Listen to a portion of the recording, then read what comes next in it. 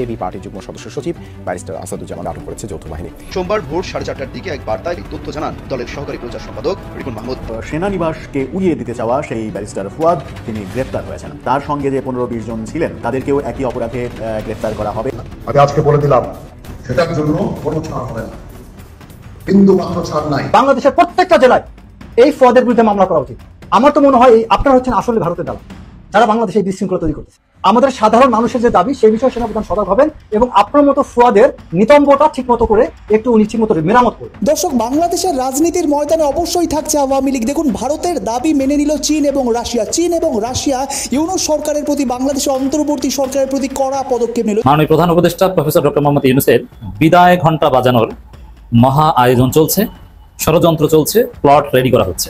দর্শক, চারদিকে নানান আয়োজন। ইউনূসের অধীনে নির্বাচন হবে না, ভারত, আরো নানান গোষ্ঠী উঠে পড়ে লেগেছে। এখন কি আবার সে 5 আগস্ট যেভাবে শেখ হাসিনার সাথে পোল্টি খেয়েছে, এখন আবার কি ডক্টরের সাথে পোল্টি খেয়ে আওয়ামী লীগকে নির্বাচন অংশগ্রহণ করার সুযোগ করে দিবে? এখন কি সেনাবাহিনীর প্রধান ওয়াকারুজ্জামান, বিমান বাহিনীর প্রধান এবং নেভির প্রধান একত্রিত হয়ে ডক্টরের বিপক্ষে যাবে? আরেকটি সেনা কু হবে? দর্শক, নতুন একটা নিউজে আপনাকে স্বাগতম। প্রিয় দর্শক, তবে কি ব্যারিস্টার আসাদুজ্জামান ফুয়াদ গ্রেপ্তার হতে চলেছেন? কারণ তিনি বেশ কিছুদিন আগে সেনাপ্রধানকে কুকুরের বাচ্চা বলে গালি দিয়েছে, আর সেই বক্তব্যটাই এখন একজন মেজর দেখে তার বিরুদ্ধে মামলা করার কথা বলছেন। এবং সারা বাংলাদেশের যেখানে সেনাবাহিনীতে কর্মরত লোকজন ছিল, তারা হোক সার্ভিসে না হোক রিটায়ার্ডে, তাদের সবাইকে বলেছেন ফুয়াদের নামে যেন মামলা দেওয়া হয়। তো দর্শক, হঠাৎ করে এভাবে ফুয়াদের বিরুদ্ধে কেন উঠে পড়ে লেগেছেন সেই মেজর, সেটা তার বক্তব্য দেখলেই আমরা বুঝতে পারবো। প্রিয় দর্শক, এছাড়াও ব্যারিস্টার ফুয়াদ কিভাবে গ্রেপ্তার হতে পারেন সে বিষয়টি নিয়েও থাকছে চাঞ্চল্যকর তথ্য। দর্শক, এছাড়াও ডক্টর মোহাম্মদ ইউনূসকে সরানোর একটা আয়োজন চলছে, একটা মাস্টার প্ল্যান চলছে, আর সেই মাস্টার প্ল্যান করছে ভারত এবং এছাড়াও কিছু আন্তর্জাতিক মহল। তো দর্শক, কিভাবে ডক্টর মোহাম্মদ ইউনূসকে সরিয়ে সাবেক প্রধানমন্ত্রী শেখ হাসিনাকে বাংলাদেশের রাজনীতিতে প্রবেশ করাবে সে বিষয়টি নিয়ে থাকছে গুরুত্বপূর্ণ ভিডিও। দর্শক, তাই বলবো যারা ভিডিওটি অন করেছেন না টেনে সম্পূর্ণ নিউজটি মনোযোগ সহকারে দেখতে থাকুন, তাহলে আজকের মূল বিষয়টা বুঝতে পারবেন। তাই বলবো যারা ভিডিওটি অন করেছেন না টেনে সম্পূর্ণ নিউজটি মনোযোগ সহকারে দেখতে থাকুন। দর্শক, এই বিষয় নিয়ে বেশি কথা বাড়াতে চাই না, চলুন দেখে আসবো আজকে সেই কাঙ্ক্ষিত ভিডিওগুলো। তবে তার আগে বলবো যারা এখনো চ্যানেলটি সাবস্ক্রাইব করেননি, অবশ্যই চ্যানেলটি সাবস্ক্রাইব করে পাশে থাকা বেল আইকনটি ক্লিক করে দিন। আর যারা ইতিমধ্যেই চ্যানেলটি সাবস্ক্রাইব করে রেখেছেন তাদেরকে অসংখ্য ধন্যবাদ। তো চলুন দর্শক, ভিডিওটিতে একটি লাইক দিয়ে আমরা ধারাবাহিকভাবে সবগুলো ভিডিওর আলোচনা দেখে আসি। মাননীয় প্রধান উপদেষ্টা প্রফেসর ডক্টর মোহাম্মদ ইউনূসের বিদায় ঘণ্টা বাজানোর মহা আয়োজন চলছে, ষড়যন্ত্র চলছে, প্লট রেডি করা হচ্ছে। দর্শক, চারদিকে নানান আয়োজন। ইউনূসের অধীনে নির্বাচন হবে না, ভারত, আরো নানান গোষ্ঠী উঠে পড়ে লেগেছে যে নির্বাচন হোক ফেব্রুয়ারিতে, কিন্তু ইউনূসের অধীনে না। এবং আওয়ামী লীগের ষড়যন্ত্র, ভারতের ষড়যন্ত্র এবং জনগণের একটা প্রত্যাশা এক জায়গায় মিলিত হয়, সন্দেহ, সংশয়, উত্তেজনা, গুঞ্জন আরো বাড়ছে। যদি এরকম হতো যে ইটস অ্যাবসলিউটলি আওয়ামী কনস্পাইরেসি আর conspiracy, nothing more than that, তাহলে সমস্যা হতো না। কিন্তু এখানে সমস্যা হচ্ছে যে জনগণ সুষ্ঠু নির্বাচন চায়, ইউনূস আবার সুষ্ঠু নির্বাচন আয়োজন করতে সক্ষম নয়, তিনি একটা কারচুপি নির্বাচনের দিকে যাচ্ছে। আবার ইউনূসের অধীনে কোনো নির্বাচন হতে দিবে না, এটা আওয়ামী লীগ এবং ভারতের ষড়যন্ত্র। প্ল্যানটা কি? প্ল্যানটা হচ্ছে এই নভেম্বর মাসেই, মানে 28 অক্টোবর কেন্দ্রিক প্ল্যান। তো এই সময়ের মধ্যে তত্ত্বাবধায়ক সরকার রেস্টোরেশনের যে রায় সেটা আসবে, এবং তারপরেই সেনাপ্রধান বা যে কেউ বিভিন্ন গোষ্ঠী চেষ্টা করে ইউনূসকে সেফ এক্সিট দিয়ে দেবে যে আপনি চলে যান, আপনি নির্বাচন আয়োজন করতে পারবেন। এদিকে জামাত সহ অনেকে তো সংস্কার ছাড়া নির্বাচন চাই না, ইউনূসের অধীনেই সংস্কার ছাড়া নির্বাচন চায় না, এবং তারা এইভাবে জাতীয় নির্বাচন রাজি না, তাদের অনেক দাবি দেওয়া আছে। এখানে পরিস্থিতি কাজে লাগানো খুব সহজ, বলবে যে ইউনূসের বিদায়, আপনি চলে যান, বাধ্য করবে যেতে নতুন কোনো তত্ত্বাবধায়ক সরকার। আর এই উপদেষ্টা পরিষদের মধ্যে যারা ঘাটতারামি করবে, যারা নিরাপদে দেশ ছাড়তে রাজি হবে না, যারা দেশেই থাকতে চাই, ঠিক আছে আপনারা এই নতুন তত্ত্বাবধায়ক সরকার থাকেন, রেখে দেবে, সমস্যা নেই।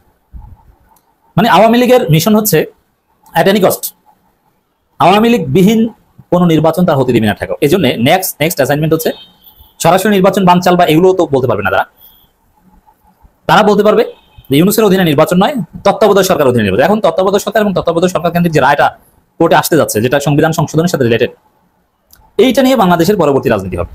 ওয়াকারের স্পষ্ট কথা ছিল ডিসেম্বরের মধ্যে নির্বাচন হতে হবে, কিন্তু ওয়াকার ডিসেম্বর শব্দটা উচ্চারণ করেন নাই, তিনি উচ্চারণ করেছিলেন 18 মাসের মধ্যে নির্বাচন হতে হবে। এটা ওয়াকারের জুরিসডিকশনের বাইরে ছিল। 18 মাসের মধ্যে নির্বাচন না কত মাসের মধ্যে, এটা বলার কোনো অধিকার ওয়াকারে ছিল না, কিন্তু তিনি 18 মাস ফিক্সড করে দিয়েছিলেন। 18 মাস ফিক্স করেছিলেন কার পরামর্শে? এটা ভারতের পরামর্শে।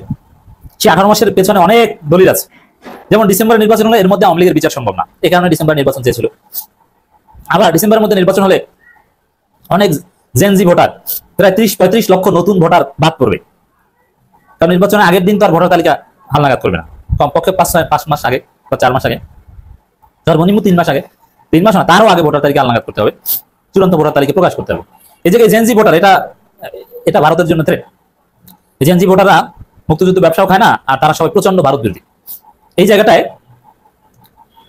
ডিসেম্বরের নির্বাচনের হেকমত ছিল, এখন তারা ডিসেম্বরের নির্বাচন চায় না। এখন কি চায়, যে নির্বাচনে যখন ইউনূসের অধীনে নির্বাচন না, নির্বাচন হতে হবে নতুন তত্ত্বাবধায়ক সরকার অধীনে।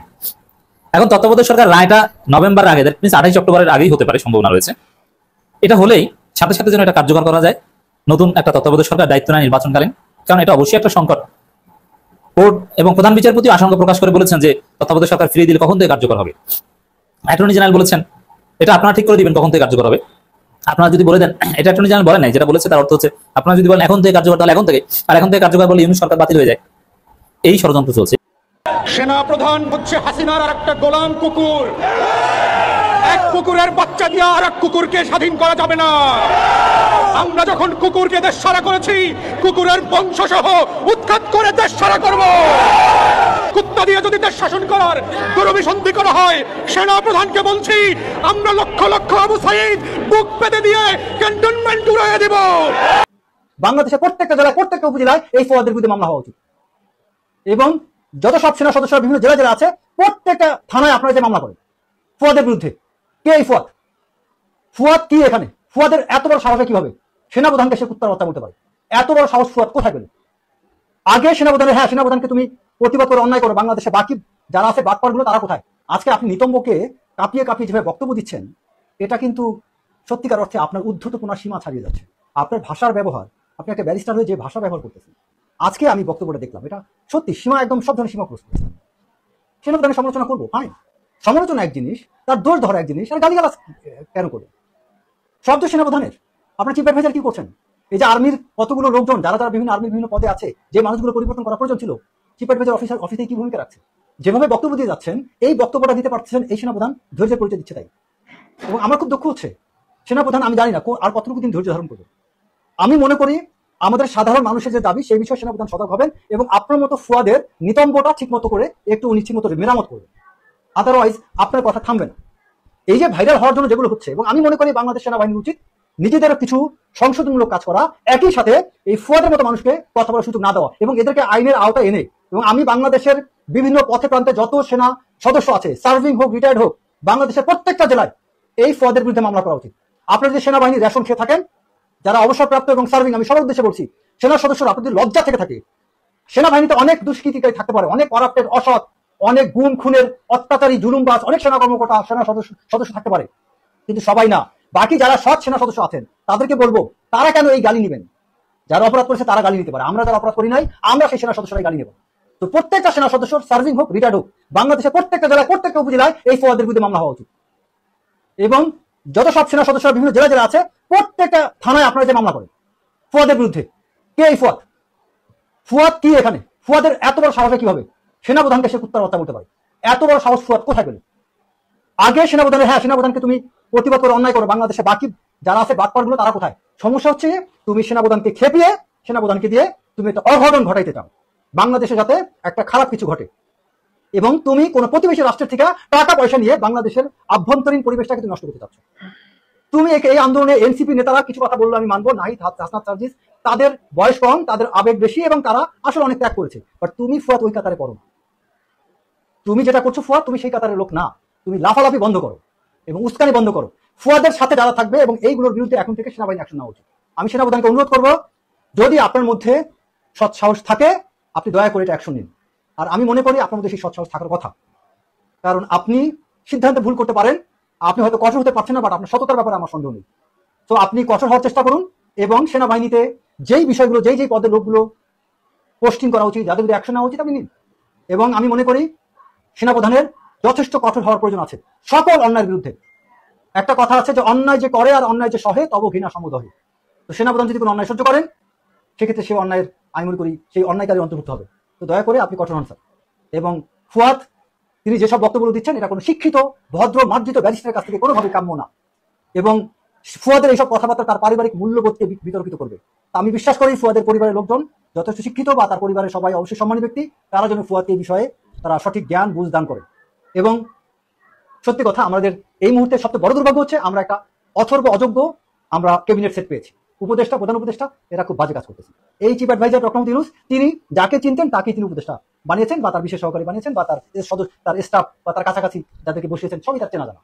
এখন আপনি বলেন বাংলাদেশে 18 কোটি জনগণের দেশ, এর মধ্যে আপনি হয় 1 লক্ষ লোককে চিনেন, বাকি 17 কোটি 99 লক্ষ লোকজন, এদের মধ্যে কি একটা যোগ্য লোক থাকতে পারে? এটা কি আপনার চিন্তায় নাই? আপনি যাদেরকে চিনেন তারাই খালি যোগ্য।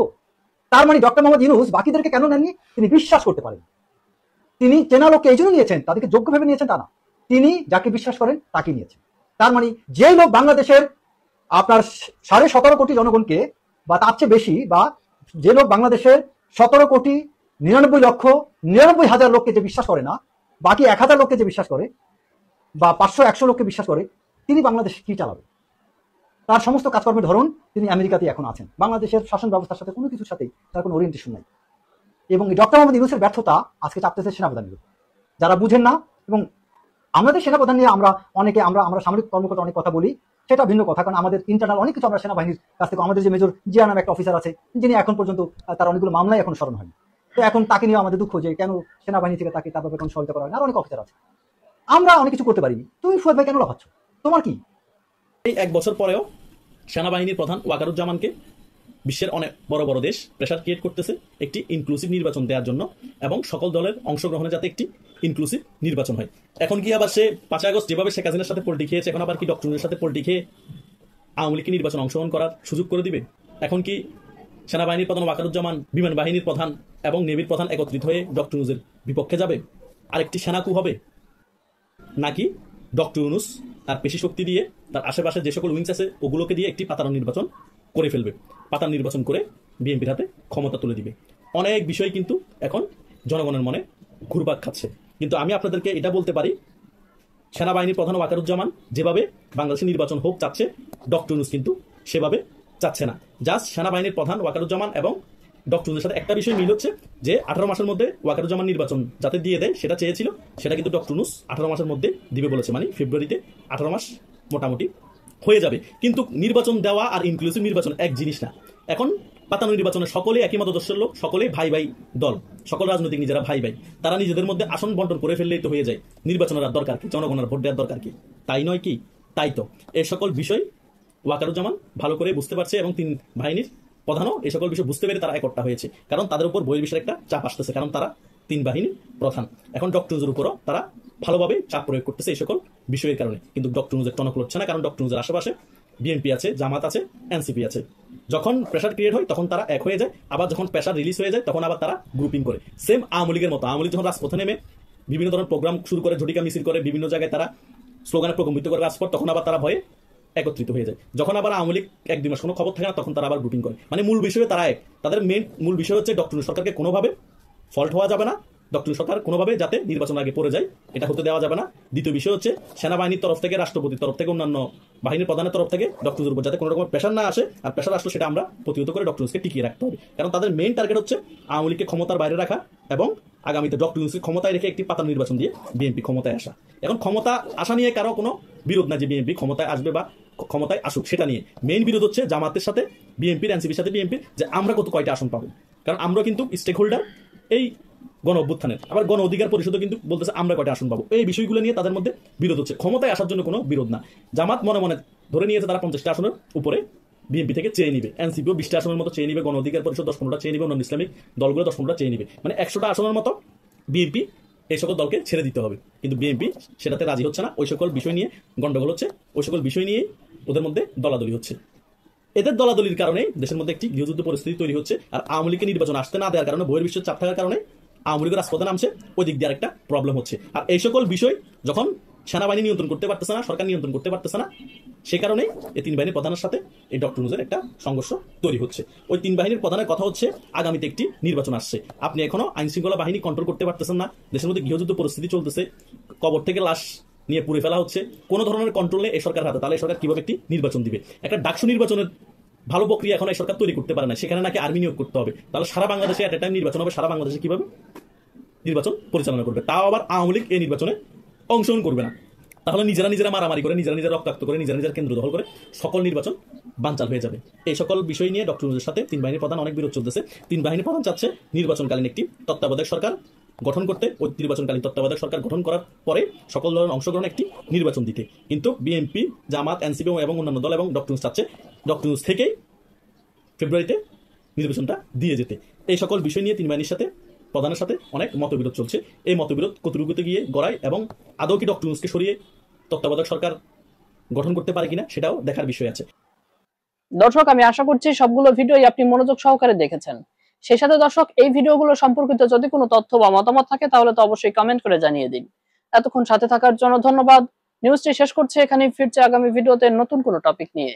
আল্লাহ হাফেজ।